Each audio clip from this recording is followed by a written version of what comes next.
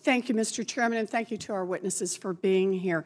So we're here today to talk about the strategic challenges presented by Russia and China, and that's important, but we just concluded the longest government shutdown in American history because President Trump wants to build a monument to division on our southern border. Now, this shutdown had terrible consequences, not just for families, but for our economy as a whole. The White House's own internal models reportedly showed that the shutdown reduced our economic growth. The president's own chief economist warned last week that if the shutdown continued, our economic growth in the first quarter of this year could be very close to zero. We cannot afford to shoot ourselves in the foot with dumb political stunts like government shutdowns if we want to remain competitive. So let me start by asking Dr. Ratner, do you think the government shutdown risk grinding our economic growth to a halt, make us more competitive with China or less competitive with China?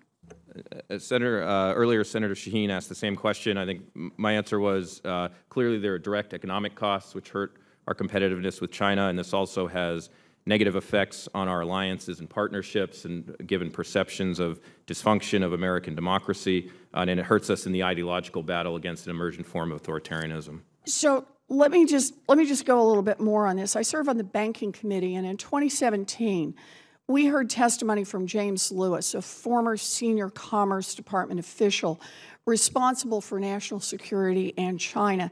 He told us that our underinvestment, and here I want to focus on scientific research.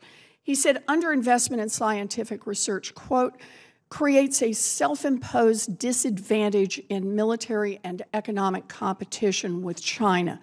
He also said that maintaining our competitiveness requires, quote, investment both by encouraging private sector investment and by government spending in those areas like basic research where private sector spending is likely to be insufficient. Dr. Ratner, do you agree? I do agree, Senator, and I would add to that I think not only do we need to invest more in research, but we need to invest more in STEM education and have strategic visa and immigration policies that attract and retain the best talent from around the world. And can I ask you, I know that Senator Reid mentioned this, but I just want to emphasize and ask you to maybe put a little more meat on the bones on this. What do we need to be doing domestically to enhance our competitiveness in this area with China? Senator, I said in my opening statement that ultimately how America fares in the strategic competition with China is going to be about us, not about them.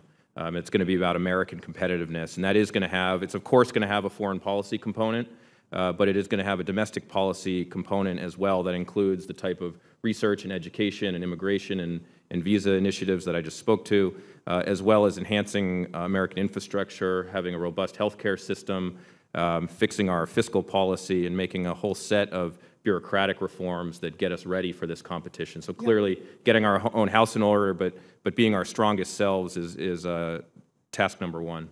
Thank you. I agree. You know, I worry that we view competition with China too often just through a military lens. In order to project our power abroad, we must be strong here at home. So strong, sustained investments in education and scientific research are not only related to our strength abroad, they are truly the foundation of it. So thank you very much, Mr. Ratner, and thank you all for being here.